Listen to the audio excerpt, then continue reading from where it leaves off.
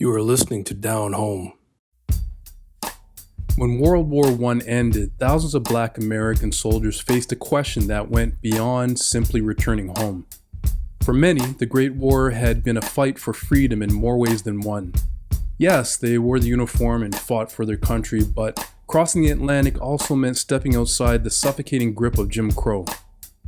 In France, they experienced something different, a society that, while imperfect, offered a level of dignity and autonomy that they had rarely known in the United States. Some veterans made a life there, choosing possibility over prejudice. And as jazz drifted through the Parisian streets, French fascination with Black music and culture grew. In the aftermath of war, freedom wasn't just an idea, it was a sound, a presence, and for some, a permanent new home. I'm Derek Wise, and on behalf of Jay Jones, welcome to Down Home, the Canadian experience by two Black men. Breaking new ground, breaking new ground, breaking new ground, simple breaking new ground, breaking new ground, breaking new ground, simple breaking new ground, breaking new ground, breaking new ground, simple breaking new ground, breaking new ground, breaking new ground, yeah. All right, so this story, in my opinion, kind of begins with Black soldiers serving in World War I. And, they during that time period, you're talking about the height of Jim Crow. So the way that they were treated at home was very different than their treatment once they got to Europe, especially France. Yeah. Yeah, man. And the other fact is that in the States and Canada too, as you know, because you're like your great grandfather, the Black soldiers weren't allowed to serve alongside white soldiers. Yeah. Yeah. So, the fact that these American Black soldiers were serving, they were fighting on behalf of France. Basically, they were given over to France and commanded by France. They were almost given a hero's welcome once that war ended, right? Yeah, no, it's looking back even into our last episode. One of the other that was like kind of like the second. There were a few migrations to France. Like the first one was actually after the French Revolution War, where the Haitians wanted to get from under the French colonization. It was the Louisiana Purchase. So that was the first migration of Blacks that went to France for the reasons you just said, the height of Jim Crow laws. And it was almost like you were a privileged minority. You know what I mean? Yeah. And then, of course, World War I brought over 200,000 American soldiers, and the first prominent ones were the 369th Infantry Regiment, called the New York Harlem Hellfighters. Yeah, Harlem Hellfighters. Yeah, which I kind of, like you say, it mirrors my grandfather's sort of being the first battalion from Canada to fight in the First World War. And these American soldiers as well were hired for non-combat duties until they were needed. But France seemed to be ahead of its time. And there were two things that sort of brought France to prominence: war and jazz. Believe it or not, a lot of during that time after World War One. Actually, even in the beginning, artists such as Josephine Baker, Charlie Parker, they went over to France, and there was quite a community built because of the music, and also a fascination with Black culture. It was celebrated. So that was kind of like sort of the first kind of things, until after the Second World War, where a lot of people stayed, and a lot of more prominent writers from America, such as Richard Wright, James Baldwin, they went over to Paris. James Baldwin specifically went there because he wanted to write, because he found he didn't have the peace of mind Mm. to write in America. You know what I Yeah, mean? yeah, yeah, Because of yeah. everything that was going on. But anyway, yeah.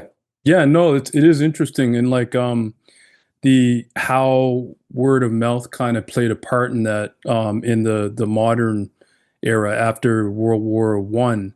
You had a lot of African Americans like the Harlem Hellfighters like going home and like after experiencing Hmm. uh it wasn't perfect. I read an article from a historian saying that there was a myth of color blindness in France. Hmm. That wasn't the case, Yeah. but the African Americans were not dealing with Jim Crow, which is Right. that's a whole different Different kind of thing. Yeah. kettle of fish, as they used to say down home. Yeah. But then they come home to North American, and they're like, wow, I'm able to walk the streets. I'm going to restaurants with white people. I can go wherever I want. Hmm. I can do this. I can purchase this. I can do that. I can, and that's how the word of mouth spreads to prominent figures like Wright and eventually Baldwin Yeah. and later on. Yeah, yeah, it's a pretty fascinating place how they even stuck in. It still kind of flourishes there. It because it also after World War after in the Second World War it brought many different I could say I guess black cultures that were French in French colonies. So Mm, it brought a different kind of more diverse black culture, even where where you were learning more about the Haitians mm. and just those different places that sort of have fell apart because of the French colonialism. Yeah. Yeah, Yeah. exactly. Yeah, so you had a bunch of like you're saying, a bunch of native French speakers from Hmm. these colonized areas, mostly in Africa, Yeah. saying, "Okay, well, gee, these conditions aren't great here. Where are they going to go? Like they're Hmm. head off to France, where they actually speak the language, right?" Um, yeah, it is interesting, like the that myth that spread about quote unquote color blindness. So there's a concept in France of, if you speak the language and you speak it like the French people, you are French. Hmm. Hmm. So there's this concept of quote unquote color blindness, but what that does is it depreciates the struggle that Black people actually face. Yeah. And Um, and they face it everywhere they go. Yeah, yeah, and especially in Europe. But Yeah. but like we're saying, like the difficulties are very different, Hmm. and I would say even today. There was a meaning. France has a thing. It was basically it was from the 1930s, and it was basically a literary cultural movement from the 30s started by Black intellectuals in Paris that promoted and celebrated Black identity, culture, and pride as a response to the colonialism and racism. And they called it negritude. Oh yeah. Yeah, yeah. So I was like, it was kind of interesting that they defined it. So I Hmm. don't even know, like, I don't know, man. It's still kind of when you start to define things by label, it still adds uh, that racism factor to it. You know what I mean? Because it's labeled it's we know what was going on there is black, but that time was also labeled. You know what I mean? Yeah, So it's like an otherism kind of thing. yeah, yeah, yeah, Yeah, yeah. I just found it interesting. Negritude, yeah. yeah. In the years after World War One, Paris became a crossroads for Black thought and culture. A movement emerged that rejected colonial racism and embraced Black identity with pride. This movement was led by thinkers like Aimé Césaire, Léopold Sédar Senghor, and Léon Guitron Damas. Negritude transformed the French language into a tool of resistance. Through poetry and essays, they celebrated African heritage and challenged the idea that assimilation was the path to acceptance. In a city alive with jazz, art, and political debate, Negritude became more than artistic expression. It was a declaration.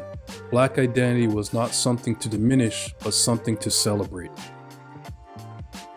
Yeah, It's very interesting, and I think the other thing that led to there was a sharp increase in interracial relationships after each war.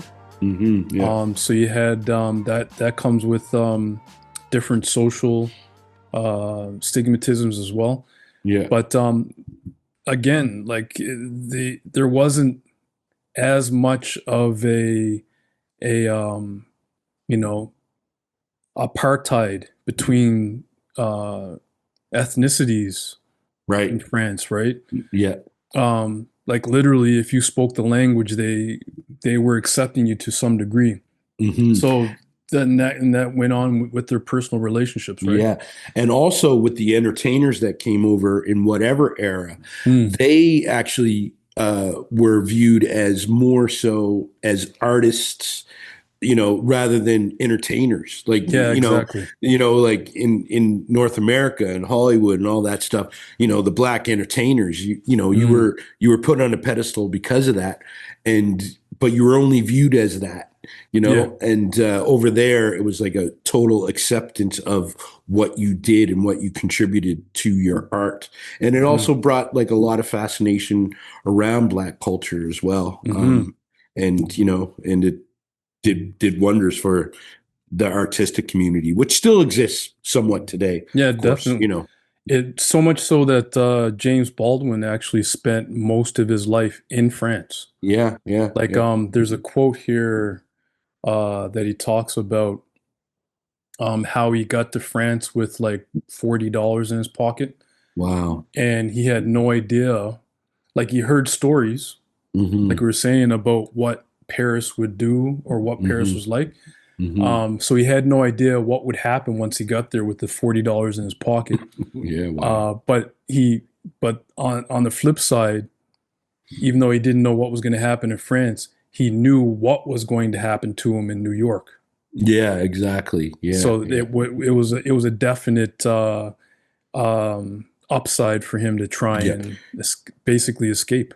Yeah, and later on in life, when he became comfortable, when he became that prolific writer and all the essays of what he saw in America, he actually started to speak about the mistreatment from colonialism that the blacks Hmm. experienced Hmm. there. So he also, wherever he went, he always saw the injustice when it came to, the different cultures and how they were mistreated. So Yeah. he also, and a few other writers also spoke about that too, because it brings it back to those sort of, color blindness, this title that you give it, Mm. the thing still will exist. Yeah. But because you think you're under this sort of title of like, oh, everything is, you start to be blind to the actual fact of what happened to Yeah. blacks. Yeah, Baldwin is so interesting with this aspect of leaving the United States to find yourself. Like hmm the other thing that he said was that he didn't discover what it truly meant to be American until he left America. Wow. Um, and that's that concept of living the American dream. A lot of blacks can't actually live the American dream in America. hmm I've heard the same thing being said of people that spend a lot of time in Canada. Like we're honestly, we swim in a lot of white supremacy here. Not in the new fashion of the word, not white supremacy, but we do swim in a lot of white supremacy here. So we're numb to a lot of the stuff that happens in Yeah. Canada. hmm Same thing that happened with Americans that come up here. They actually think, okay, well, we could actually live the quote unquote the American dream here. hmm uh, Paris, it was a refuge for a lot of Black Americans at that time. So Yeah. interesting, man. Yeah, for sure. Yeah, yeah. Breaking new ground, breaking new ground, breaking new ground, simple breaking new ground, breaking new ground, breaking new ground, simple breaking. You have been listening to Down Home. Subscribe wherever you listen to podcasts. New ground, simple breaking new ground, breaking new ground, breaking new ground, yeah. On a high. high plateau. From the one down below to the future of the funk, getting lost in the flow. Contact with the spark magex. Now it's time to flex with the force from the soul, reaching all aspects, getting deep, no time to sleep. As you reach your next phase, laying it all on the line. New trails start to blaze. It's a fire inside, a brand new path, breaking down the sum to one. Feeling free, I just laugh with the joy of a beat boy. Just The song, Breaking New Ground, from The Breakdown. Only to see the perfect blend, like a diamond in the rough, ready to drop a perfect gem. It's time to shine so fine, to see what you find. Revolution starts with